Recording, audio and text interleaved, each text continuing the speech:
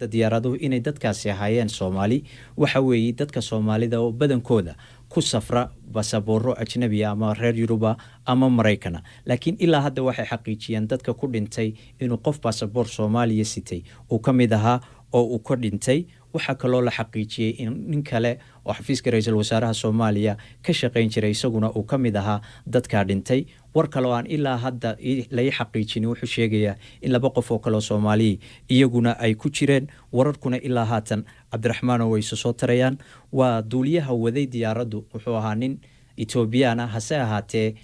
watay dhalashada Kenya oo labada dalba dhalashadooda watay diyaaradda lafteeda ayaa dhowr bilood oo kaliya ay shirkadu la soo u shaqeynaysay oo bishii November 2018 ayay shirkadu la soo wareegtay waxyaabihii ugu dambeeyay ilaa haatan halkaas ay marayaan Cabdiraxmaan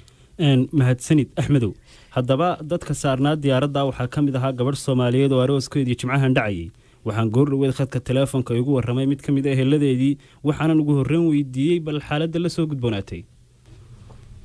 horta walaal gabadhani waxay ka imaanaysay Canada marka transit waxay ku ahayd Ethiopia diyaaraddaas ayna saarneyd marka saaka 10:35 daqiiqo sugeynay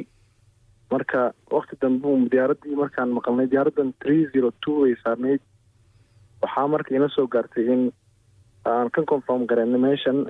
meeshan domestican nimid waxay dhaheen diyaaraddaas way diyaaradda dhacday dad tira intaa la eegeenay waday marka waxay nagu soo rifaagareyeen meel ay qolada airline-ka joogeen hoteelka la dhaho Fourth Point Sheraton marka waqti dambe cabaar baan sugnay markii waxaa la keenay marka listigana waxaa ku qornaa gabadha magaceeda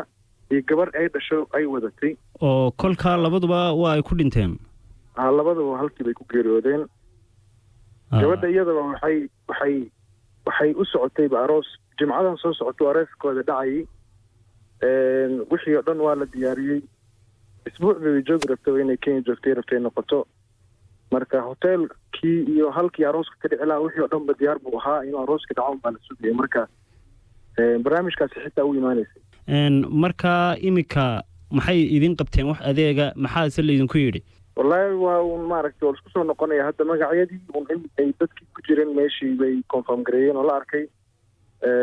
intaana kuma eko diyaaradda iyo howlaheeda dib baa lagu soo noqonaya diyaaradda ma sheegeen cillad wax heshay iyo sababta ay waaneeyeen dhiciddeeda wallaahi inay diyaaraddu dhacday bay sheegeen weli naftirkooda waxay dhaheen waan ku jirnaa baaritaan baynu wadnaa qaabkaasoo dhan waan soo gudbin jirnaa bal deegaanka aad imika ku sugan tahay nooga waran ma idinkunbaa jooga mise way joogaan dadad kale oo Soomaaliya oo iyagana ay ehelkoodii diyaaraddaasi ku waayay wallaahi dad badan baa meesha iskugu yimid oo qoomiyado kala duwan oo fara badan ah diyaarad dad badan bay waday marka qoomiyado badan baa joogay dadkii inta badan waxay sugayeen inay qofkoodii shakhsigoodii nolol iyo geeri wax loogu sheego marka diyaaraddii passengerkii saarnaa magacyadoodii iyo maaragtay nidaamkii u qornaa iyo ticket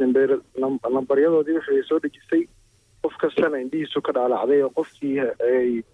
markaa ka waayeyna in falaadyada kaloo la hakeeyey ay ku jiraan dadkooda bay qiyaasanayaan liiska dadka Soomaaliyeed ee aad meesha ku aragteen ama liiska la idin tusay ma ku aragteen wax Soomaaliya haddii aad ku aragteen waa imisa wallaahi anigu mentionka aad nagu dhaganaa markaynu aragnay gabadhii meeshana waa la isku daba taagnaa waa gabadhii iyo gabadheeda markaan confirm gareynay anaga waa uga soo baxnay dad kale laakiin way jireen Soomaali badan ku jirta markaaynu intaa kaga nimaadno Soomaalida ay saamaysay weli Axmed Nagaasho oo la fadhiyay stuudiyaha balaynu weydiino in cid kale oo dawladda Kenya ama Ethiopia ay ka hadashay Cabdiraxmaan